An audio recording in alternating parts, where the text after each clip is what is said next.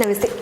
SNDP യോഗത്തിന്റെയും NSSന്റെയും തിരഞ്ഞെടുപ്പ് ഘടനയാണ് നടേശനെയും സുകുമാരൻ നായരെയും അതിൽ നിലനിർത്തുന്നത്.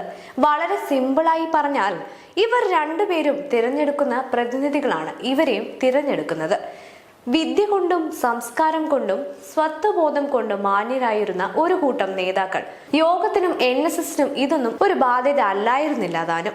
SNDP യോഗത്തിൽ സ്ഥിര അംഗങ്ങൾക്ക് എല്ലാ വോട്ടവകാശം എന്ന ഹൈക്കോടതി വിധി വന്നപ്പോൾ തന്നെ NSSലും അത് നടപ്പാക്കാൻ ജനാധിപത്യവാദികൾ മുന്നോട്ടിറങ്ങിയിരുന്നു.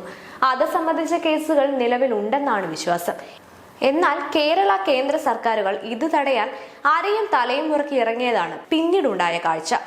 കമ്പനി ട്രിബ്യൂണലിൽ കേസ് വരുമ്പോൾ കേരള നിയമം ബാധകമാണെന്ന് അഫിഡവിറ്റ് കൊടുക്കുകയും എന്നാൽ കേരളത്തിലെ കോടതികളിൽ വരുമ്പോൾ കേന്ദ്ര നിയമമാണ് ബാധകമെന്ന് പറയുകയും ചെയ്തതായിരുന്നു വെള്ളാപ്പള്ളി നടേശൻ യോഗത്തിൽ അള്ളിപ്പിടിച്ചിരുന്നത്.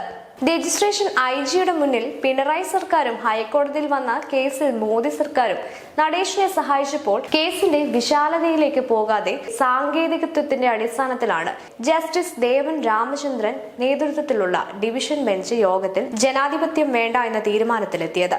സ്വാഭാവികമായും സുപ്രീം കോടതിയിൽ പോകും. കേസ് പിന്നെയും നീളും. നടേശനും സർക്കാരുകൾക്കും അവരുടെ അജണ്ടകൾ തുടരാൻ കുറച്ചു സമയം കൂടി ലഭിച്ചേക്കും. സത്യത്തിൽ ഹൈന്ദവ സമുദായങ്ങളെ നശിപ്പിക്കാൻ അല്ലെങ്കിൽ ദുർബലപ്പെടുത്താൻ കമ്മ്യൂണിസ്റ്റുകൾ ശ്രമിക്കുന്നതിൽ അവരുടേതായ ആശയന്യായം ഉണ്ട്.